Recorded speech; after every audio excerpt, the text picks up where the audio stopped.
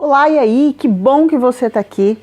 Se você é pastor, se você é líder eclesiástico, se você é líder de ministério, se você é crente há muito tempo, se você é filho de crente, esse vídeo é para você. Eu estou prometendo ele há bastante tempo e eu quero dividir com vocês uma história. Se você veio pelo meu convite, ou se você veio pelo clickbait, se você veio pela thumb, não importa por qual motivo você chegou aqui, mas que bom que você está aqui.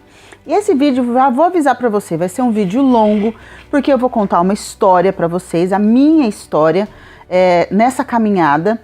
E esse vídeo, para quem é esse vídeo? Esse vídeo é para pessoas que são do mundo cristão, do mundo evangélico, do mundo dos crentes, vamos dizer assim.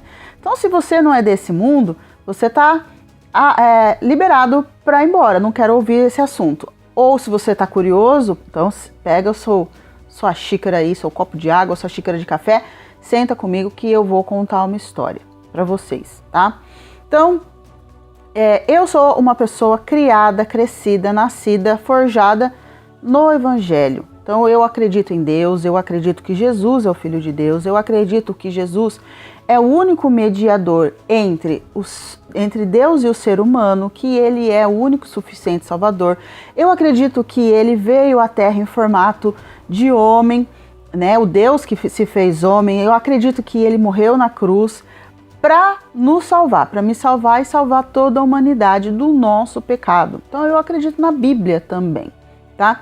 Só que na minha caminhada de igreja, vamos dizer assim, de ser cristã, muitas vezes eu me deparei com alguns questionamentos e algumas situações onde eu não cheguei a questionar a fé, mas para mim não fazia muito sentido, né, certas coisas. Mas antes que eu conte para vocês todos esses questionamentos, e se você veio lá do Instagram, você viu que eu fiz um monte de posts sobre perguntas e sobre assuntos que as pessoas sempre me indagaram, ou que eu escutei de incoerências dentro do Evangelho, eu preciso contar para você como que eu cheguei aqui, como que eu conheci a Cristo, tá? Tudo começou com a minha avó. A minha avó, ela tem uma história bem complicada, bem conturbada, mas para encurtar a história, senão eu ficaria aqui 5 horas contando todas essas histórias, a minha avó, certa vez, meu avô estava em cima de uma cama, pesando 40 quilos, cheirando mal, com câncer no intestino, e minha avó e meu avô, eles já tinham feito tudo que eles poderiam fazer, gastado todos os recursos que eles poderiam ter gastado, já tinham ido em médico, em curandeiro, em benzendeiro, em tudo que você imagina. E aí o médico deu a seguinte notícia para minha avó: você pode levar o seu marido para casa, porque ele está à beira da morte e ele leva para casa para morrer. Minha avó, nessa altura da vida, ela estava com nada mais, nada menos do que 10 filhos, né? Por quê? Porque ela já tinha sido abandonada pelo primeiro marido, meu avô era viúvo, ela tinha 2 filhos, meu avô tinha 3, se juntaram, já eram 5 crianças e tiveram ainda mais 5 filhos. E depois desse episódio eles ainda adotaram mais um, então no total foram 11 filhos, né? E a minha avó entrou em desespero. Meu avô trabalhava na ferrovia e ela saiu andando pela linha de trem e pensou: eu vou me matar, porque não tem mais o que fazer. O que eu vou fazer? É o segundo casamento que eu vou perder. De novo, agora eu tô abandonada, né? Não sei. Tô aqui conjecturando o que poderia passar na cabeça dela nesse momento de desespero. E o meu marido tá em cima da cama, ele vai morrer, então eu vou me matar. Um funcionário da linha, era noite, né, nesse momento, um funcionário da linha férrea ali, ele viu ela andando pela linha, desesperada, ali chorando, e falou para ela: escuta, senhora, a senhora não pode ficar aqui. A senhora não pode andar aqui, é perigoso. Aí ele viu que ela estava alterada e ele perguntou: o que aconteceu? Por que a senhora está aqui? Aí ela contou a história, falou: olha, senhor, moço, meu marido está na cama, meu marido vai morrer, o médico desenganou, não tem mais o que fazer, ele está com câncer e eu vou me matar, seria bom mesmo, eu quero que um trem passe em cima de mim, uma coisa assim. E aí ele falou assim: mas a senhora já levou ele no médico dos médicos? E ela, desesperada, ela falou: mas não, nunca levei. Quem que é esse? Dá esse endereço pra mim, dá esse... Como que eu chego nesse médico, porque meu marido tá pra morrer. E ela pegou e falou assim, olha, eu estou em trabalho, eu estou no horário meu de trabalho, eu não posso conversar com a senhora, mas a minha esposa mora naquela casa ali, se você é aí de Goiás, de Mato Grosso, Minas Gerais, São Paulo, algumas cidades tinham a linha férrea que passava pela cidade e a companhia fazia casas, né, que eram iguais para os funcionários, casinhas na beira da ferrovia. Então ele apontou a casa e falou, tá vendo aquela casa lá? Minha mulher tá lá, minha mulher, o nome dela é tal, fala para ela que eu mandei você lá para que ela apresentasse para a senhora o médico dos médicos. Então ela chegou lá na casa da mulher, bateu a palma, desesperada, e naquela noite, naquela situação de desespero, essa mulher apresentou Jesus para minha avó. Falou assim, olha, Jesus, ele tem poder de curar o seu marido, ele tem poder de fazer um milagre, né? Imagina, meu avô estava cadavélico em cima da cama. E a minha avó fez ela disse a seguinte frase, né? Ela falou assim, olha, mulher, se esse Jesus que você está falando, ele for capaz de curar o meu marido, enquanto eu viver, eu vou falar desse Jesus para todo mundo, né? E foi o que aconteceu. 40 dias depois, o meu avô estava já engatinhando pela casa e meu avô foi curado de câncer no intestino. Ele foi morrer muito tempo depois, ele foi morrer quando eu tinha 12 anos de idade, vai vendo. Ele viveu mais muitos anos. Então, através desse milagre foi que a minha avó conheceu Jesus. E a minha avó levou todos os 11 filhos dela para Jesus. E depois de um tempo, a minha mãe conheceu o meu pai, a família do meu pai não era cristã evangélica, né? Eles eram de outra forma de cristianismo, né? Mas também os irmãos do meu pai conheceram a Cristo através dessa história, através desse testemunho, e também se converteram e muitos deles se tornaram pastores. Dos irmãos da minha mãe, praticamente todos são pastores. Do meu pai, também quase todos são pastores. Os irmãos da minha avó também entraram no pastorado. Então, eu cresci nesse mundo aí onde todos os meus parentes eram pastores, os que não eram pastores, eles exerciam algum tipo de liderança, algum tipo de cargo dentro da igreja. Mas algumas coisas no decorrer da vida me deixavam muito intrigadas, né? Então, eu cresci no evangelho e eu via que às vezes alguns colegas, alguns amigos, os pais se convertiam quando a gente era criança, e quando entraram na adolescência, esses meus colegas, né, da igreja, quando eles entraram na adolescência, eles acabavam, vamos dizer assim, a palavra que se usa, eles desviaram, ou seja, eles saíram da igreja. Ou então filhos de pastores que eu conhecia, e alguns até da minha família também, não ficaram livres da droga, de experimentar droga ou de se encontrarem drogados algum dia. Não se livraram da prostituição, né? Tinha uma vida promíscua. Não se livravam de ter problemas, acidentes, angústias e abuso. Tudo isso me intrigava muito. Por quê? Porque o Deus da Bíblia é um Deus de bondade, é um Deus que nos livra, né? Então a gente também aprende sobre a dicotomia ou a dualidade de Deus e o inimigo, o diabo. O diabo é o inimigo, ele veio para roubar, matar e destruir. Tá, mas se Deus é mais forte do que o diabo, por que então que essas pessoas não conseguem se livrar dessas situações, tá? Eu passei apesar de eu ver tudo isso, eu mesmo, Violeta, eu nunca me desviei. Eu nunca caí da fé, eu nunca duvidei da paternidade de Deus, eu nunca tive dúvidas da existência, eu nunca tive dúvidas da bondade de Deus, eu nunca tive dúvidas do cuidado dele comigo ou com qualquer pessoa.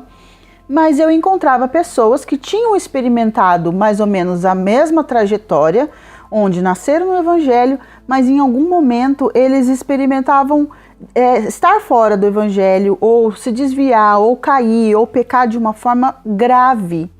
E isso não cabia na minha cabeça. Enquanto a minha mãe me ensinava temor a Deus, me ensinava sobre Bíblia, me ensinava sobre espiritualidade e sobre como me relacionar com Deus, ela colaborou muito com essa parte minha espiritual. O meu pai, ele me ensinava o seguinte ensinamento. Violeta, tudo que eu te ensinar, você não precisa acreditar em mim. Inclusive isso eu repito nos meus vídeos. Você só observa. Observe as pessoas e observe o que eu estou te ensinando. Se em médio e longo prazo o que eu te ensino é verdade ou não. E é claro que grande parte das coisas que o meu pai me ensinou, se não tudo, a longo prazo, ele tinha toda a razão, né?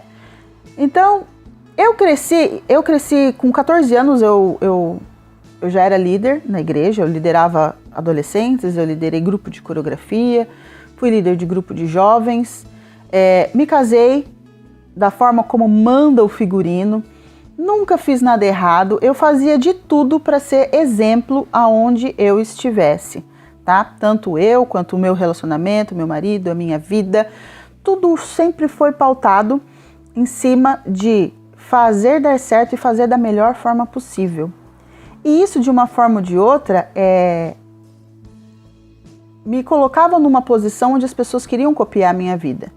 Mas eu sabia no meu íntimo que eu também tinha alguns problemas, eu tinha algumas travas, eu tinha algumas dificuldades e eu tinha alguns questionamentos, principalmente na minha adolescência, do tipo, poxa, parece que quem não conhece a Deus tem a vida muito mais fácil do que a minha.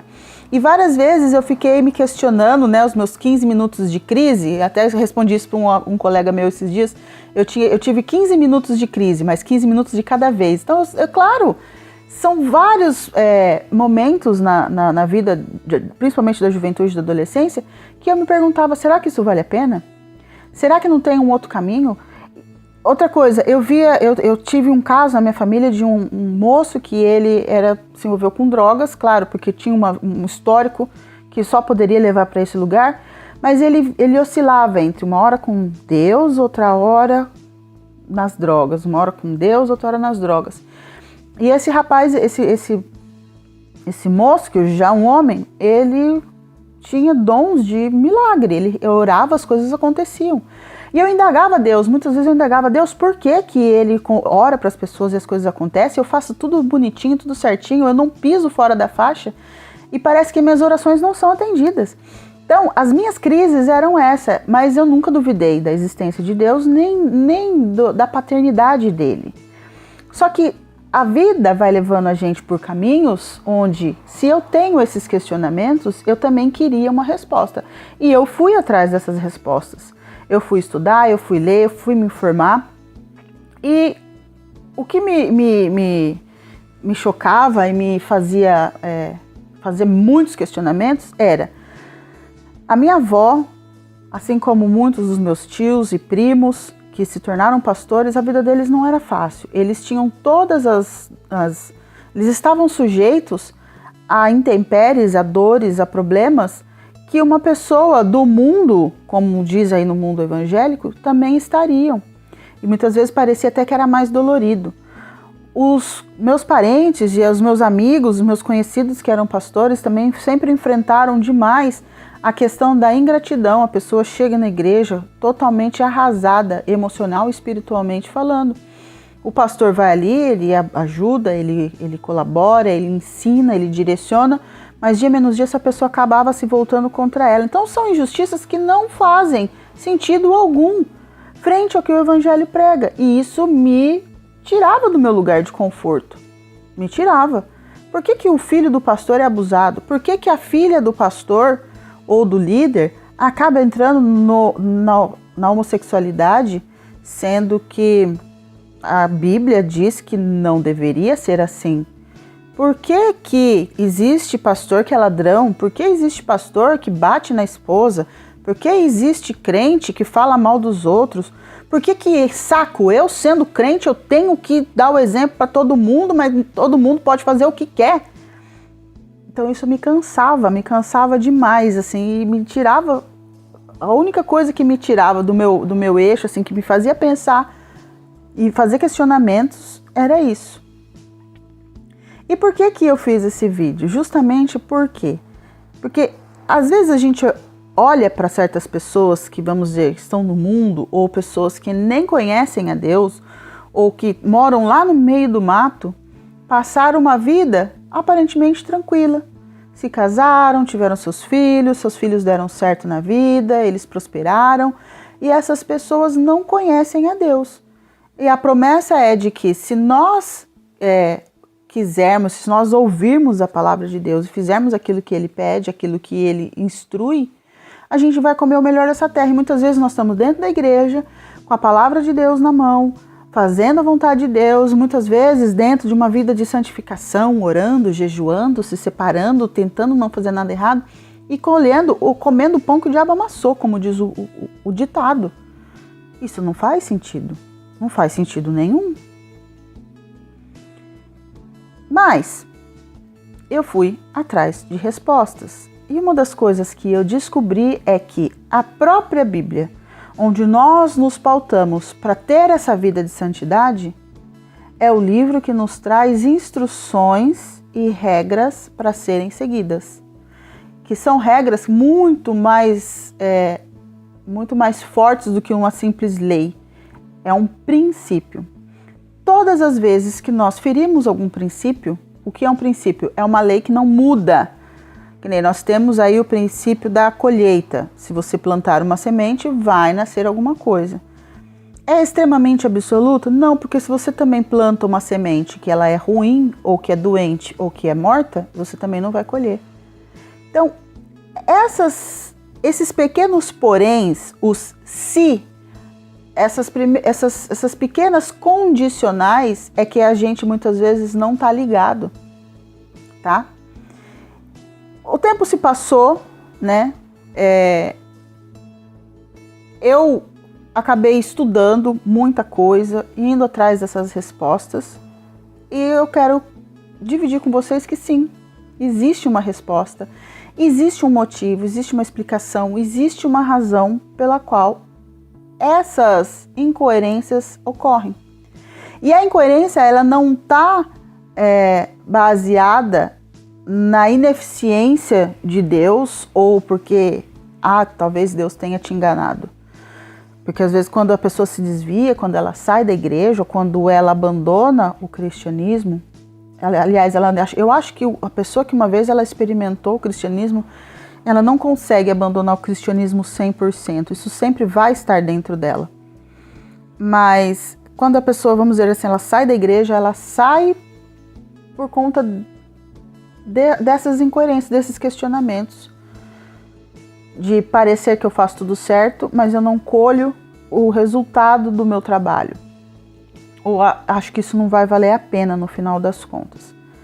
Então, me apresentando um pouco mais profundamente. Meu nome é Violeta, eu sou terapeuta e nessa busca de ser terapeuta foi que eu encontrei essas respostas. E eu quero dizer para você sim, você que é pastor, você que é líder, você que está cansado, você que tem esses questionamentos também, e existe uma resposta para isso. Uma das coisas que mais me motivou a entrar nessa conversa e a mexer nesse vespeiro, porque quando eu mexo no vespeiro, quando eu falo sobre fé, eu mexo muito com o seu conceito de fé, mais a sua vivência. Eu hoje como terapeuta, eu entendo que as pessoas têm formas de funcionamento. Essas formas de funcionamento, dá para eu ler essas formas, como a sua mente funciona, através do formato do teu corpo. E o que é que vai alterar aquilo? Porque assim, o formato do corpo, ele é formado em cima de dores, eles nos dão algumas características emocionais, mas eles também essas dores nos dão habilidades. E essas habilidades, quando a gente desenvolve essas habilidades e coloca essas habilidades para jogo, a nossa vida flui com mais facilidade. Só que tem uma coisa que essas habilidades, elas vão bem, elas funcionam bem até um ponto. A partir daquele ponto parece que a gente trava. É o quê?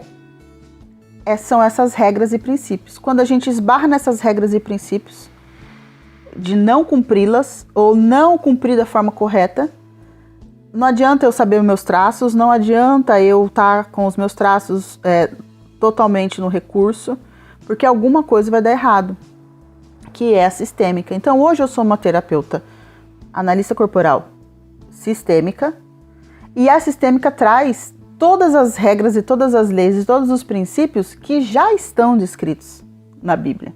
Só que muitas vezes a gente não consegue entender esses princípios. A gente lê, passa por cima e não enxerga. A gente vê, mas não enxerga. Por quê? Porque nós estamos com o óculos da religiosidade. E a religiosidade, por que ela existe? Porque alguém passou por ali, criou uma forma, criou uma doutrina ou uma forma de abordar aquilo, que ele viu aquilo de acordo com as próprias dores. Por quê? Porque se eu não conheço, não tenho esse conceito de que cada um carrega as suas dores em quantidades determinadas, e eu vou interpretar sempre a vida de acordo com as minhas dores. Então, peraí, se eu leio a Bíblia, interpreto a Bíblia de acordo com os meus medos, as minhas dores, e crio uma doutrina em cima disso, eu passo o meu modo de vista para o outro. Só que a partir do momento que eu sou um líder eclesiástico, a minha palavra ela tem peso sobre o outro, sobre aquilo que eu estou ensinando. E muitas vezes a pessoa que está recebendo essa doutrina por desespero, por necessidade ou por querer mudar de vida, ela abraça aquilo como verdade. Só que funciona para quem? Funciona para quem criou, mas não funciona para quem está recebendo essa doutrina. E eu já quero deixar claro para vocês que eu nunca desviei, eu não estou aqui para falar mal de pastor, eu não estou aqui para falar mal de doutrina de igreja ou de placa de igreja, nem nada disso. Eu estou aqui para contar para vocês que existe uma forma de encarar essas regras, essas leis bíblicas, que vão te levar para uma vida plena. Inclusive, que se você me acompanha nas redes sociais, às vezes eu começo meus vídeos, né? E aí, gente, plena e analisada, ou senta aqui na mesa da mamãe. Eu até pensei em começar esse vídeo hoje, senta aqui no meu sofá, porque hoje eu me sentei aqui no sofá para eu ficar confortável, para dividir isso com você, tá? Então existe sim. Então essas perguntas, por que mesmo eu sendo pastor, mesmo eu sendo líder, mesmo eu estando aos pés de Cristo, eu estou me santificando, por que eu ainda me sinto angustiado? Por que eu sinto medo? Por quê? E às vezes você como pastor, como líder, você não tem para onde correr, você não pode simplesmente chegar na igreja e subir lá no palco, no púlpito lá da sua igreja e falar, gente, eu estou passando por uma dificuldade. Por quê? Porque as pessoas esperam que você seja o máximo. As pessoas esperam que você seja o exemplo, que você seja o cara que é indefectível. Só que você não é essa pessoa. E eu tô aqui para convidar você para participar comigo de uma jornada onde eu vou ensinar para você essas regras. Eu vou mostrar para você como lidar com esses princípios, como lidar com os ensinamentos bíblicos de acordo com os seus traços, com as suas dores, com a sua forma de ler o mundo, e te ajudar a entender que as pessoas que estão embaixo das suas ordens ou embaixo da sua liderança, elas têm um jeito próprio. E que vai ter momentos que mesmo você ensinando todos os princípios bíblicos, mesmo você ensinando a paternidade de Deus, mesmo você discipulando, essa pessoa, ela vai ter uma tendência a fazer aquilo que você não ensinou. Por quê? Porque aí entra na sistêmica da pessoa, na história da pessoa. Como que ela interpreta, quais são os caminhos que ela toma de forma inconsciente para te trair, por exemplo, ou para criar um problema dentro da igreja ou naquele grupo onde você está liderando. Então eu quero te convidar para participar comigo dessa caminhada, tá? Então existem regras que Nem se você orar, se você jejuar, se você ler a Bíblia 24 horas por dia, a impressão que você vai ter é que Deus não te livrou daquilo. E muitas vezes você vai fazer o quê? Você vai pegar a própria Bíblia, vai ler a história de Jó e falar assim, mas Deus está permitindo. Tem coisas que realmente Deus permite. Mas tem coisas que nós escolhemos por conta da nossa forma de ver o mundo. E aí nós voltamos lá em Gênesis, onde Deus fala assim, façamos o homem segundo a nossa imagem, segundo a nossa semelhança. Deus nos dá o quê? O livre-arbítrio lá na criação. E aí pensa comigo, Deus diz assim, que ele é fiel à palavra dele. Peraí, se ele é fiel, ele falou que ele te deu livre-arbítrio, ele te deu poder de escolha. Se você escolheu, que nem diz aquela personagem de um programa lá de comédia, escolheu, tá escolhido, não pode ficar arrependido. Se você escolheu, Deus não vai meter o pé na porta da sua razão para mudar a sua escolha. O problema é que você não sabe que você está escolhendo baseado numa forma de funcionamento inconsciente da tua cabeça. E aí quando você escolhe errado, você fala o quê? Ou a culpa é de Deus, ou a culpa é do diabo. Ou Deus permitiu, ou o diabo está me tentando, ou o diabo está fazendo isso contra mim, o diabo está se levantando. E outra coisa, não venham colocar palavras na minha boca, eu disse que o diabo não existe. Sim, o diabo existe, a Bíblia diz. Ele veio para roubar, matar e destruir. Aí Deus diz o quê? Eu vim para que tenham vida, e vida em abundância. Aí eu pergunto, cadê a vida em abundância? Você está vivendo essa vida em abundância? Está sendo legal para você? Se está sendo bom, se está sendo legal, beleza, continua. Mas se não está sendo, esses questionamentos, se você tem esses questionamentos dentro de você, eu te convido a fazer parte dessa caminhada junto comigo. E eu vou explicar para você como que funciona.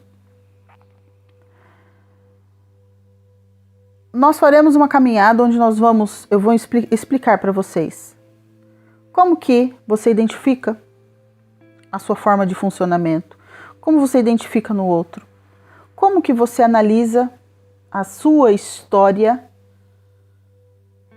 como que você consegue mudar os seus padrões de escolha, o porquê você faz as coisas que faz, do jeito que faz, e se dá para mudar ou se não dá para mudar, se convém mudar, se não convém mudar. Você vai conseguir também, nessa caminhada, identificar isso nas pessoas que estão ao seu redor, então no seu marido, na sua esposa, nos seus filhos. Da onde você começa essa mudança, a partir de onde? Porque lembra que nós somos corpo, alma e espírito. É interessante que Deus, ele faz muitas coisas assim, ele parte de uma base. Deus é triuno, né? Deus Pai, Deus Filho e Deus Espírito Santo. Nós, seres humanos, somos corpo, alma e espírito. As regras gerais do universo, elas estão baseadas em 3 pontos. Que é a família formada como? Por 3 pilares. Esposa, marido e filhos. Então eu quero ensinar vocês como ler tudo isso, como interpretar tudo isso, para extrair o melhor e viver uma vida plena e analisada. Para você ter um ministério que ele não seja um fardo, que ele não seja um peso para você. Que ele não seja o seu ministério e a sua vivência com Deus não interfira na tua prosperidade, não interfira na tua sexualidade, não interfira no destino dos seus filhos. Porque se você é do mundo evangélico, você sabe que os filhos de pastores são os que mais colhem frutos amargos. Eles têm muito mais dificuldades do que alguém que se converteu na juventude e não se tornou pastor, não entrou em nenhum cargo de liderança, nem nada. Ou eu estou falando alguma besteira aqui, não acontece isso na sua igreja, não acontece isso na tua roda de amigos de vivência. Sim, acontece. E eu estou falando isso por quê? Porque eu vim desse mundo. Eu não sou qualquer pessoa. Eu não sou alguém que me converti ontem, estou revoltada com Deus e estou fazendo aqui um cursinho ou estou fazendo um videozinho para falar mal. Não. Eu venho de uma família de pastores. Eu assisto os bastidores. Eu conheço os bastidores de uma igreja. Eu conheço os bastidores de uma organização eclesiástica. Eu já tive poucas crises, mas tive. E achei a resposta. E eu quero dividir essa resposta com você. Então eu quero te convidar para essa jornada que é exclusiva para pastores, para líderes eclesiásticos, para filhos de pastores, você que tem esses questionamentos na cabeça. Então não é para alguém que quer se converter. Esse vídeo e essa jornada, ela não é para alguém, não é missionária, então você não vai dividir isso. Isso não é para criança espiritual. Essa jornada é para você que já é adulto espiritual, você já sabe o que você quer, você conhece várias coisas. Só que eu quero fazer alguns alinhamentos com você. Nós somos corpo, alma e espírito. A igreja, ela vem para tratar do espírito. No corpo, a gente vai tratar como? Na medicina, no esporte, na saúde. E o emocional? Quem é que trata? Eu venho de uma geração onde ir no psicólogo era coisa quase do demônio. Quase do demônio. Hoje nós estamos muito mais evoluídos, mas não suficientemente para nos livrar de certos problemas. Quando hoje eu moro em Santa Catarina, eu sou nascida no estado de São Paulo, mas hoje eu moro no estado de Santa Catarina. Quando eu me mudei para cá, há um pouco menos de 5 anos atrás, em um período muito curto, eu tive notícia de 3 pastores da região aqui que haviam se suicidado. E aí eu pergunto para você, qual é o nível, qual é o grau de desespero que um pastor precisa se encontrar para cometer suicídio? Já que dentro do conceito cristão evangélico, o suicídio seria um pecado. E o suicídio levaria ele para o inferno. E a pior das punições do mundo cristão é o inferno. Qual é o tamanho do desespero que esse pastor precisa estar para optar ir para o inferno do que continuar nessa vida? É esse tipo de pergunta que eu quero que você me responda. E sabe por que um pastor ele chega nesse nível? Porque ele tem questões emocionais muito profundas, não resolvidas. E isso está tão forte, porque 80% das nossas decisões estão no campo emocional, não no campo racional. Racionalmente, um cristão falando, o que ele faria? Não, eu vou procurar ajuda, eu vou orar, eu vou jejuar, eu vou isso, eu vou aquilo. Agora eu te pergunto, você acha que esse pastor não fez isso? E ainda assim ele optou pelo suicídio. E isso e muitas outras coisas que eu venho observando ao longo da vida, e principalmente nos últimos 5 anos, é que me fez abrir essa oportunidade. Porque hoje eu sou terapeuta. Para você passar por um processo comigo, é um processo caro.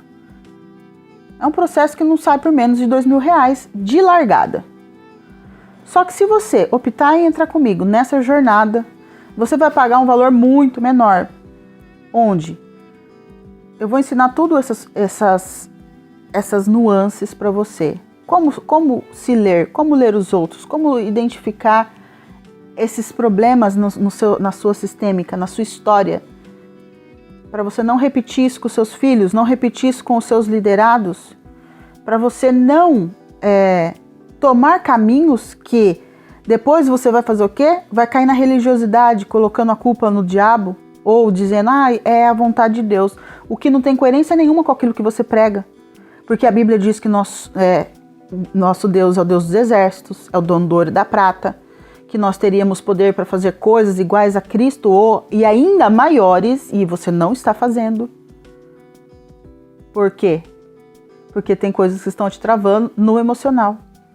Eu ouso dizer que dentro de uma igreja, os problemas que uma igreja enfrenta, eles são majoritariamente emocionais.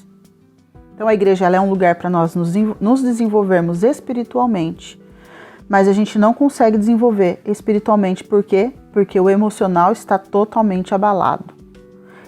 E agora, mais do que nunca, a nossa história dos últimos 2 anos, ela aflorou isso, porque confinou as pessoas. E aí elas tiveram que entrar em contato consigo mesmas, de uma forma quase que obrigatória. E isso fez muita gente pirar. E mesmo os crentes, mesmo você que confia em Deus, que diz que confia, deu de cara com essa realidade. E isso também te afetou de alguma forma. Uns em maior grau, outros em menor grau. Então eu quero te convidar.